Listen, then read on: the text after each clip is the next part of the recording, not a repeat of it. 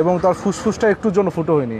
আমি যখন ভিতরে অপারেশনের বাইরে থেকে দেখা যাচ্ছিল, দেখলাম যে তার এখানে বুকের এখানে এমন ছিদ্র হয়েছে যে ডক্টর ভিতরে আঙ্গুল ঢুকাচ্ছে এবং ডক্টর দেখাচ্ছে যে একটুর জন্য তার ফুসফুস বিদ্ধ হয়নি। ঠিক একইভাবে একাধিক ছাত্র কিন্তু আপনারা দেখছেন যে কীভাবে তাদেরকে স্টাপ করা হয়েছে, ছুরি দ্বারা।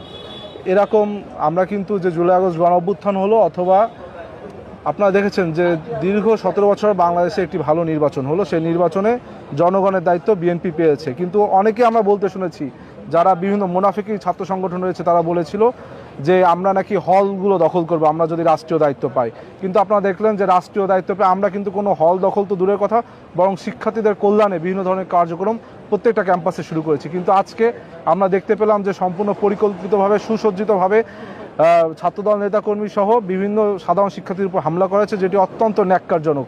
এবং অনেকেই কিন্তু আমি দেখলাম ভিতরে আমাদের 2জন শিক্ষার্থী রয়েছে, আরও একজন এখানে আসছে, বাকিরা সমরিত হসপিটালে চিকিৎসাধীন। ভিতরে একজনের অবস্থা অত্যন্ত আশঙ্কাজনক এবং সে মৃত্যুর সাথে কিন্তু পাঞ্জা লড়ছে। আমি বলবো যে আপনি জানেন যে ঢাকা পলিটেকনিক যেখানে অবস্থিত সেখানে যে এমপি হয়েছে সেও কিন্তু জামাতের। এবং এই জায়গায় আপনার শুধু যে এখানে পলিটেকনিক ছাত্র শিবিরের নেতাকর্মী অংশ নিয়েছে তা নয়, তারা আশপাশ থেকে বিভিন্ন ম্যাচ থেকে যারা ভাড়াটে সন্ত্রাসী রয়েছে তাদেরকে নিয়েও কিন্তু হামলা করেছে।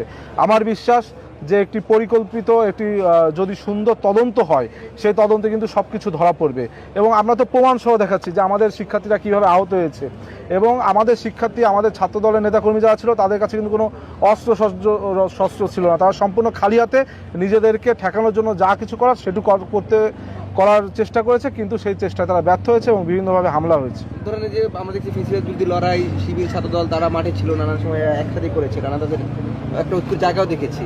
এখন এই গণ অভ্যুত্থান পরবর্তী সময় কি আসলে এইভাবেই ক্যাম্পাসগুলোতে তারা আসলে মুখোমুখি দাঁড়িয়ে যাচ্ছে কিনা? আমরা আজকে এখান থেকে একটি সুস্পষ্ট বার্তা দিতে চাই যে আমরা চাইলে রক্তের বদলা রক্তে নিতে পারি, কিন্তু আমরা আহ্বান জানাবো বাংলাদেশ সরকার এবং যারা প্রশাসন রয়েছে তারা যেন খুব শক্ত হাতে এই যে আজকে যে আপনার হামলা হলো এবং সম্পূর্ণ কিন্তু এক ধরনের যেভাবে হামলা করা হয়েছে মৃত্যুর সাথে পাঞ্জা লড়ছে, এর সঠিক বিচার, সঠিক তদন্ত এবং যারা এই হামলা অংশগ্রহণ করলো ছাত্র শিবির নেতারা, তাদের যদি আপনার যেই শাস্তির মুখোমুখি না করা হয় তবে ক্যাম্পাসগুলো তো অবশ্যই উত্তপ্ত হয়ে উঠবে। আমরা আশা করি যে যারা প্রশাসন রয়েছে এবং ওই অঞ্চলে ওই ইনস্টিটিউটের যারা প্রশাসনিক কর্মকর্তা রয়েছে তারা অতি শীঘ্রই তারা এইটার যে যথাযথ বিচার সেটি করবে। নতুবা তো প্রত্যেকটা ক্যাম্পাসে এরকম বিভিন্ন ধরনের সংঘর্ষ আমরা দেখছি যে তারা পূর্ব থেকে অস্ত্রশস্ত্র নিয়ে কিন্তু তারা পরিকল্পিতভাবে সব জায়গায় সজ্জিত রয়েছে।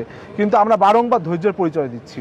আমি ছাত্র শিবিরকে আহ্বান জানাবো যে আমাদের ধৈর্যের বাঁধ ভাঙতে দিবেন না, কেননা যেই ধৈর্য আমরা ধরে রয়েছি সেটি সম্পূর্ণ গণতন্ত্রকে ধরে রাখার অভিপ্রায়ে কিন্তু আমরা ধৈর্য ধরে রয়েছি। এই ধৈর্যের বাঁধ যদি আপনারা ভাঙাতে বাধ্য করেন, আমরা ভেবে নিব যে আপনারা গণতন্ত্রের বিপক্ষে আবারও দাঁড়িয়েছেন এবং গণতন্ত্রকে বিনষ্ট করার জন্য, ক্যাম্পাসগুলোতে শিক্ষার্থীদের শান্তি বিনষ্ট করার জন্য এই ধরনের পরিকল্পিত কর্মকাণ্ড করছেন।